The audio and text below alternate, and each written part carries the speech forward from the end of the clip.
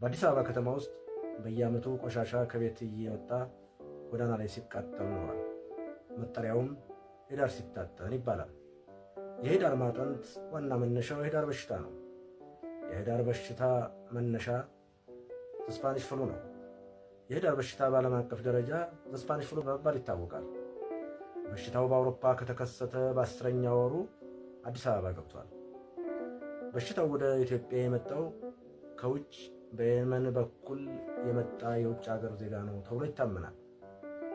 የበሽታው ምልክት የታየው ጥቅምት ወር ቢሆንም በሽታው ከፍተኛ ጉዳት ሲያደርሰው በህዳር ወር ነው። ከህዳር 7 እስከ ህዳር 20 በ14 ቀን ውስጥ የአዲስ አበባ ነዋሪዎች ከፍተኛ እልቂት ተፈጥሮባቸዋል። በአጠቃላይ በኢትዮጵያ 50,000 ኢትዮጵያውያኖች ሲያልቁ ከነዚህ መካከል 10,000 የአዲስ አበባ ነዋሪዎች ነበሩ። የመጀመሪያው በሄዳር በሽታ ሟች ግሪካዊ ወጣት ማቴዎስ ጋኖ ይባላል። ከሱ ሞት በኋላ በርካታ አዲስ አበባ ነዋሪዎች አልቀዋል። ከህዳር 7 እስከ ህዳር 20 1911 ዓ.ም በአዲስ አበባ ከተማ እልቂቱ በጣም ከባድ ነበር። በህዳር በሽታ ምክንያት ራስ ተፈሪ ራሳቸውን ተላጩ። ፊታውራሪ ሀብተ ጊዮርጊስ ከወላይታ ወደ አዲስ አበባ መጡ።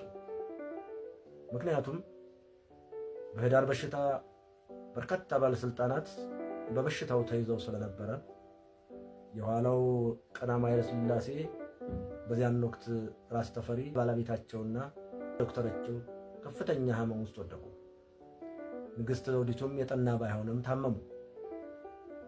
የአዲስ አበባ ከተማ ከንቲባ ወሰኔ ዛማኑኤል በበሽታው ሞቱ። በዚህ ምክንያት የአስተዳደር ክፍተት ተፈጠረ። በመሆኑም የጦር ሚኒስትር የነበሩት ፊታውራሪ ሀብተ ጊዮርጊስ ለሥራ ጉዳይ ከሄዱበት ከወላይታ እንዲመለሱ መልእክት ደረሳቸው። ሲገሰግሱም አዲስ አበባ ደረሱ። ነገር ግን አዲስ አበባ እንደደረሱ እሳቸውን በበሽታው ተያዙ። ራስ ተፈሪ በጣም በጠና ታመው ስለነበር ከሞት አፋፍ ደርሰው ተመለሱ። በዚህ በሽታ ምክንያትም ጉዳት ስለደረሰባቸው በራስ ተፈሪ ሕይወት ታሪክ ውስጥ ለመጀመሪያ ጊዜ ራሳቸውን ተላጭተው ታይተዋል። የህዳር በሽታ በርካታ ልዩ ባህሪዎች ነበሩት። በመጀመሪያ የህዳር በሽታው ከያዘ እስከ 4ኛና 5ኛው ቀን ካልገደለ በሽተኛው አይሞትም። በሽተኛው ከ5ኛ ቀኑ ካለፈ እንደማይሞት ዋስትና ነበር።